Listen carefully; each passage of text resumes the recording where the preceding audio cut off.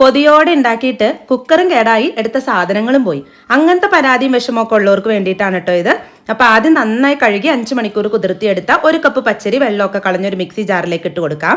ഇനി അതിലേക്ക് 1/4 കപ്പ് ചോറും 1/2 ടീസ്പൂൺ ചെറിയ ജീരകവും 1 ടീസ്പൂൺ ഏലക്കാപ്പൊടിയും ഒരു പിഞ്ച് ഉപ്പിട്ട് അതിലേക്ക് 1/2 കപ്പ് വെള്ളമൊഴിച്ച് നന്നായി തന്നെ അങ്ങ് അരച്ചെടുക്കാം. എന്നിട്ട് അരച്ചെടുത്ത മാവ് ഞാനൊരു ബൗളിലേക്ക് മാറ്റി. ഇനി 1 കപ്പ് ശർക്കര പൊടിയിലേക്ക് 1/2 കപ്പ് വെള്ളം ചേർത്തൊന്നങ്ങ് തിളപ്പിച്ചിട്ട് ആ ചൂടോടെ തന്നെ ആ മാവിലേക്ക് അങ്ങ് ഒഴിച്ചു കൊടുക്കാം. ഒരു കൈ കൊണ്ട് ഒഴിച്ച് മറ്റേ കൈ കൊണ്ട് മിക്സ് ചെയ്ത് കൊടുക്കാം കേട്ടോ. എന്നിട്ട് ഇതിലേക്ക് 1/4 ടീസ്പൂൺ ബേക്കിംഗ് സോഡയും കൂടി ഇട്ട് നല്ലോണം ഒന്നുകൂടെ മിക്സ് ആക്കാം.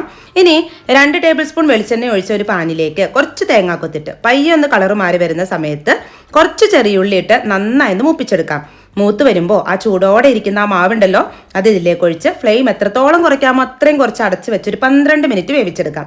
ഇപ്പോൾ ദാ നമ്മുടെ കലത്തപ്പം അടിപൊളിയായി വന്നിട്ടുണ്ട്. ഇനി ഫ്ലെയിം ഓഫ് ആക്കിയിട്ട് ആ മൂടിയുടെ ബാക്കിലുള്ള വെള്ളമൊക്കെ ഒന്ന് തുടച്ച് കളഞ്ഞിട്ട് ഒരു 10 മിനിറ്റ് ഒന്നങ്ങ് മൂടി വെക്കാം കേട്ടോ.